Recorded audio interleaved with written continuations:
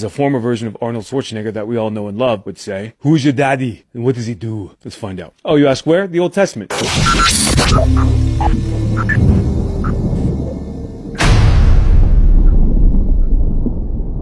Wednesday, March 20th, 2024, 11:45 at night. Welcome to the Fourth Watch. The Lord is a man of war. The Lord is his name. I am my Father's son, fearfully and wonderfully made in his image. And when Jesus came the first time, he was a suffering servant. When he comes the second time, he's the Lion of Judah. He's a warlord, with the bottom of his white robe marked red, dipped in the blood of the enemies that he killed. I'm a Christ follower. Jesus came to destroy the works of Satan. Jesus can only do what he saw his Father doing, and he came to do the will of the Father. I'm going to give you a quick highlight of a longer video that's posted up to YouTube, but all the teachings and messages that you've heard so far about Jesus and being Christ-like are of the Jesus that was. How many messages have taught you about the Jesus that's coming back? Because God is the same yesterday, today, and forever. The reason why you don't have pastors teaching sermons, equipping you, and encouraging you to flip over cultural tables, it's because they can't defeat the devils they enjoy dancing with. You can't defeat the demons you tolerate, hide behind closed doors, and secretly consume and secretly partake, and then publicly chastise, condemn, judge. And yes, God expects us to judge. Exodus 15 gives us that verse, the Lord is a man of war, the Lord is his name. Exodus 18 tells us and instructs us that we're supposed to set up judges over all the people, to judge all the things small and take the things to God, and to leadership to judge the big things. And we don't do that. So what happens? We are people vexed. We are angered at the current state of politics, of celebrity, of finance, of food, of the housing market, of all the things that affect our lives. We're not happy. Why? Because God isn't happy. We are fearfully and wonderfully made in his image. So if there are 6 things the Lord hates, yet 7 are abomination to him, according to Proverbs 6, guess what? We are made in his image. So if Father's pissed, you're pissed. If Father's upset, you should be upset. If Father loves, you should love. If Father hates, you should hate. Psalm 139, do I not hate those, Lord, who hate you? Do I not hate them with a perfect hatred? This message isn't to incite you to arbitrary violence and hatred. But what is the media doing? All the message that you see, all the content that you see, it's stirring up this strife and discord within you. Why? Because you have no ability of effectuating any type of change. You can't turn people's switches off. You don't have permission to go weapons hot. Babylon has not fallen yet. Revelation 18 is clear. When Babylon falls, you're to repay her. So right now, you're fearfully and wonderfully made in the image of God. That's why you're bothered. And the other part that you can't reconcile is the fact that you don't know the Word of God well enough to understand what it is he's calling you to do. The eclipse is a sign that God is still alive. He is not an absentee landlord. He's looking everywhere all the time at his people. See what we're doing. Ecclesiastes 3:15, what has been is the past, what will be is the past, and the Lord requires an account of it all. So in a future state, you and God are going to be looking at right this very second and what you're doing with yourself and your faith, what you're doing in culture, how much you're subscribing to and allowing to happen, and what exactly you're allowing to exist and occur without any pushback at all. You see, it costs our God everything to love us. What does it cost us to love him in return? Nothing, because we're unwilling to give up our comfort, because we don't think it's that far gone yet. What Humpty Dumpty can put everything back together again? If it's not God, it's no one.